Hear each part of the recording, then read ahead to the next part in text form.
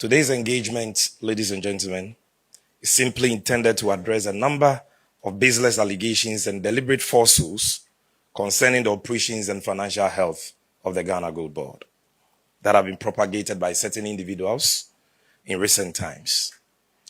Of particular concern is a persistent campaign of lies being waged by one Alexander Afenyo-Markin and his ilk against the Gold Board over the past couple of months.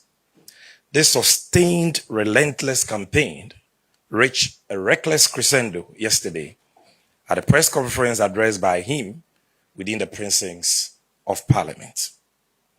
Afenyo-Markin's modus operandi, which can no longer be allowed to go unanswered, is to repeat the same tired falsehoods as often as possible and on many platforms as he can, in the hope that repetition will somehow transform fiction into facts and mislead unsuspecting members of the public. The Gold Board therefore deems it necessary that the record be set straight once and for all to prevent him and others like him from continuing to distort the remarkable performance and transformational impact of the Ghana Gold Board. First, ladies and gentlemen, Afenyo-Markin and his followers alleged on several occasions on the floor of Parliament and in the media that the Gold Board made losses in its gold trade operations in the year 2025. This claim is a barefaced lie, which has been debunked time without number by the Gold Board. The audited annual reports and financial statements of the Gold Board for the year ended December 31st, 2025, prepared and published by the Auditor General of Ghana, discloses an operational surplus of 907 million Ghana cedis and an overall surplus of profit of 5.4 billion Ghana cedis. This is an incontrovertible fact.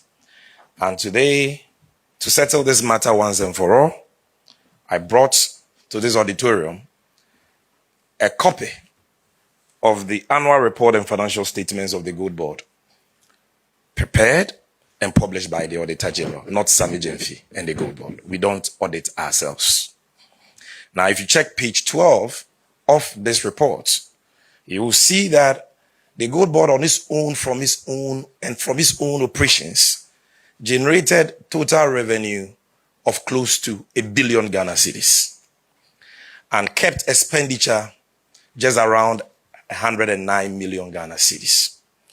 And so that is what we mean by operational profit or surplus of 907 million. It means that if you took all the revenue we generated as an organization and you deducted our expenditure from it, we had 907 million left. Now, because in the 2025 budget statement, government budgeted a revolving seed capital as its equity for the newly established Gold Board of 4.5 billion Ghana cedis, which monies hit our accounts on or about 30th of December 2025. Those funds had to be added to the revenue of the Gold Board because they were not encumbered, they were not depleted, they were not dissipated. And that is why the overall surplus is 5.4 billion. And this reporting was done by the Auditor General under what is known as IPSAS guidelines. And the chartered accountants and auditors understand this very well. So we brought 50 copies and we are going to distribute to you the audited financials of the Gold Board for 2025 as prepared and published by the Auditor General of Ghana, which puts to rest the false claim that the Gold Board has been making losses.